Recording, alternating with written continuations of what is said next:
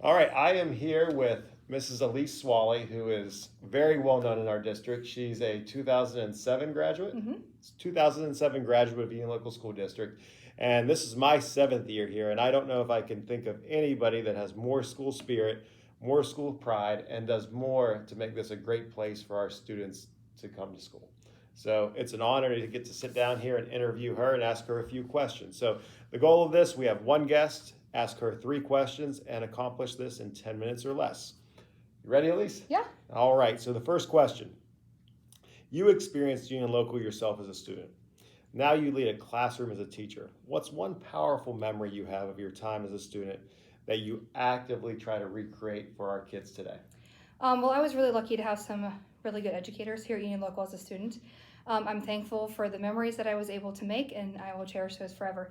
So I tell my students every year that I'm literally living the dream, because my favorite class of the day was Mr. Mel's World Studies class. I've heard about Mr. Mel. Yes, so he was my favorite. He really reinforced my love for history that began at home, and then also continued into started building in my 8th grade year when I had Mr. Bartles, who taught American history. And not only did Mr. Mel teach us about interesting content, but he also taught us to be good humans. Mm-hmm. And so there are 3 lessons that I still use that he used in the classroom as well. I'm excited to hear these. Yeah, so the first one is I showed the film Schindler's List. And that's a tough one. That's a hard one to watch. It's very sad, devastating. But it's really important that we honor those who were lost in the Holocaust and that we're able to recognize the evil that made that happen. And I think that as sad as it is to watch and as hard as it is to watch and have those conversations, the whole lesson around it outweighs all of that. The second one that I still do, Mr. Mel helped me fall in love with the decade, the 60s, and the movie, the 60s. So I wasn't even around back then. Yeah. I love it. I love the music. I love the pop culture. I love the history. 1968 is one of my favorite years to study. And the movie, the 60s, he showed us in his class, and I loved it. And so the soundtrack also was pretty good. So I still continue to show that.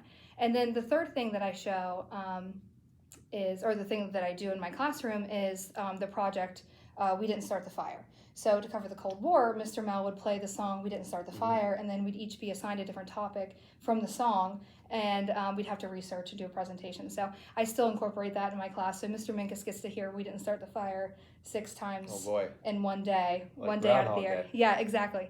Didn't Fall Out Boy just recreate that song They did, maybe yeah. a few years ago with more modern events? Yeah, so I'd like to incorporate that one too. So that one's pretty cool. But being able to follow in Mr. Mel's footsteps, even though they're hard, those are some shoes to fill. I hope that I can do that, and I'll never take that for granted that I got to live that dream and take over for Mr. Mel whenever he retired.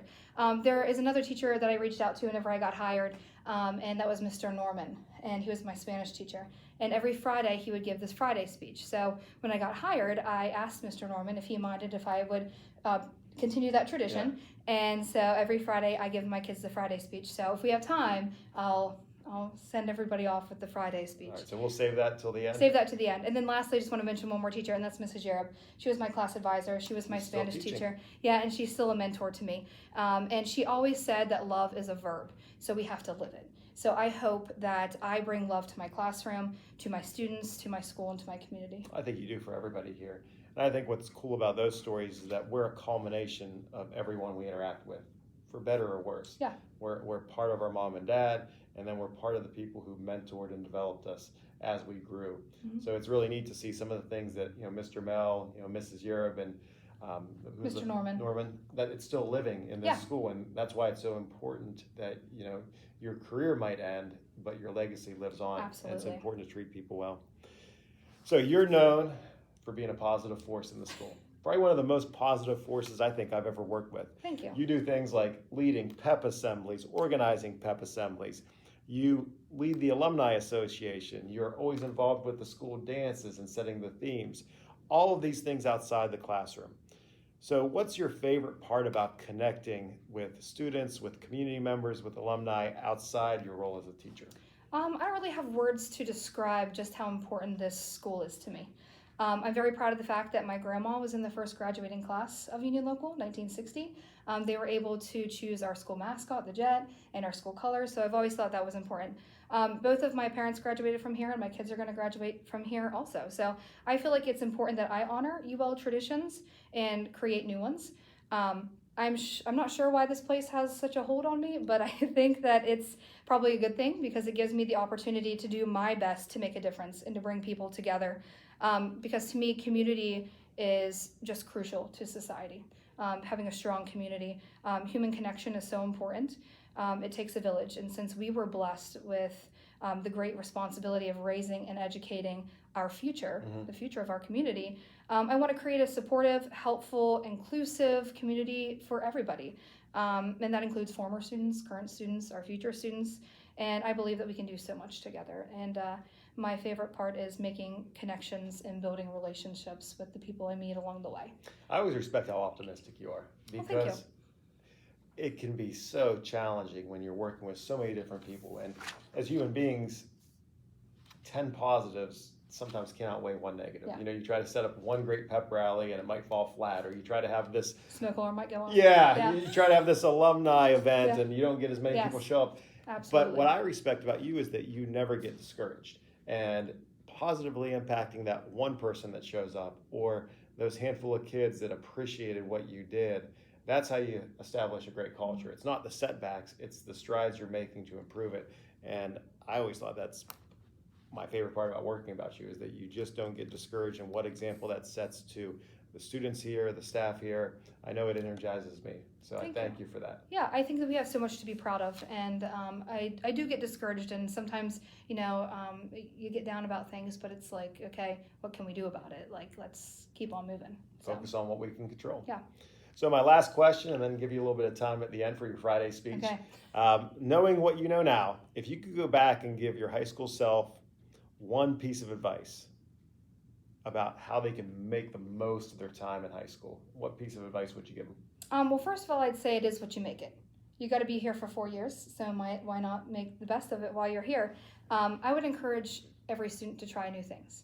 Try new sports, get involved in clubs, meet new people. That's kind of the cool thing about high school, is that you have the opportunity to maybe have classes with someone that's not in your grade that you haven't met before. So I think that's pretty cool. I also would encourage them to challenge themselves, to grow as people, and to grow in education and try to excel. Don't worry about what people say, that you can't control that. You can only It's a control hard what one, you but do. it's very true. Yeah, if you're constantly thinking negatively or thinking people are judging you, you're not going to complete all the opportunities that are there for you. Yeah. If you want to be in the play, Yes. go be in the play. Yeah. If you want to do this or be in this club, go do it. You get one shot. That was one of my biggest regrets. I wish I would have been part of the drama club. I wish I would have played softball. I played volleyball in high school, but there's so much more you that do have a few regrets. Yeah, I do, and I wish that I would have taken those opportunities. I wish I would have worked harder in the classroom. I wish I would have put myself out there to meet new people.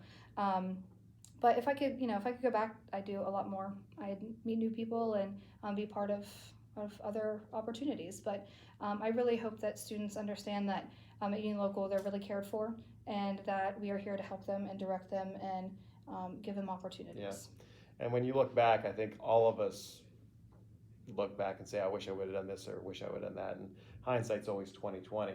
But I think we can share that message with our current students without living in the past, because life is like everything else. The 4 years in high school, it's what you make of it. Yeah. And yeah, you might have missed one opportunity 10 years ago, but boy, there's so many opportunities right now that you can attack. Yeah, I had a great experience at Union Local, and I had a lot of fun with the class of 2007.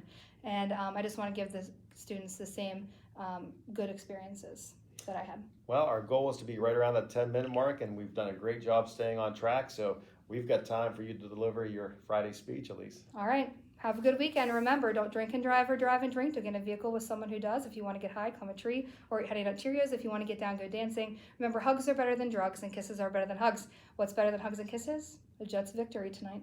All right. So go Jets. Good luck to the Jets tonight as they travel to Cambridge. And Elyse Swallie, 2007 graduate, one of our most energetic, optimistic teachers that I've ever worked with, not just at Union Local. And I thank her so much for being part of our podcast and Hope a lot of people take the time to view this, and go Jets. All right, go Jets. Thank Thanks. you. Nice job, Elyse. Thank you. Look at that, right All on right, the I money. hope those are right. Oh, you did nice.